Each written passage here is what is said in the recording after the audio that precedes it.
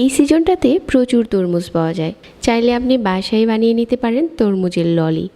বাচ্চারা এই ললিগুলো খেতে খুব পছন্দ করবে। দেখতে যেরকম কালারফুল, খেতেও অনেক মজার হয়েছে, আর স্বাস্থ্যকর উপায়ে নিজের হাতে তৈরি করতে পারবেন। চলুন তাহলে আজকে ঝটপট দেখে নিই তরমুজের ললি আইসক্রিমটি।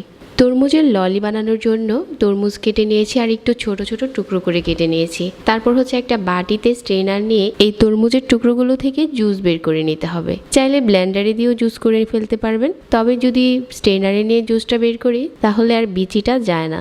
হাত দিয়ে একটু চাপলেই দেখা যাবে যে জুসটা খুব সুন্দর করে নিচে পড়ে যাচ্ছে, আর বাড়তি যে বিচিটা আছে ওটা সরে যাচ্ছে। আমি এখানে একটা ফ্রেশ জুস পেয়ে গেছি।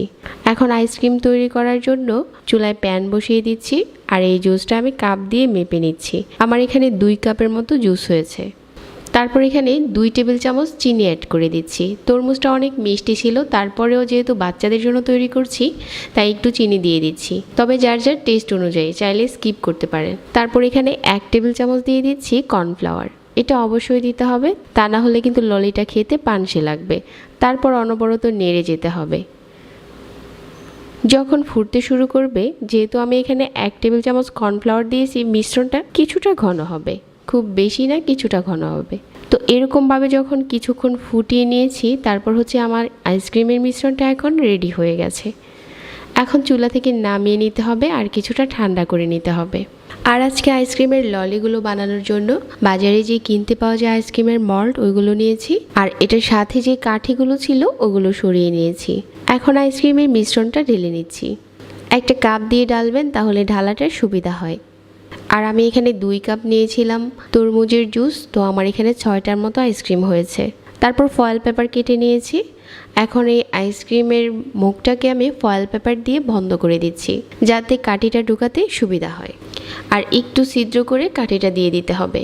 একইভাবে সবগুলোকে ফয়েল পেপার দিয়ে মুড়িয়ে নেওয়া হয়ে গেছে, আর আইসক্রিমের কাঠিটাও দিয়ে দিয়েছি। এখন হচ্ছে ডিপ ফ্রিজে রেখে দিতে হবে 12 ঘন্টার জন্য।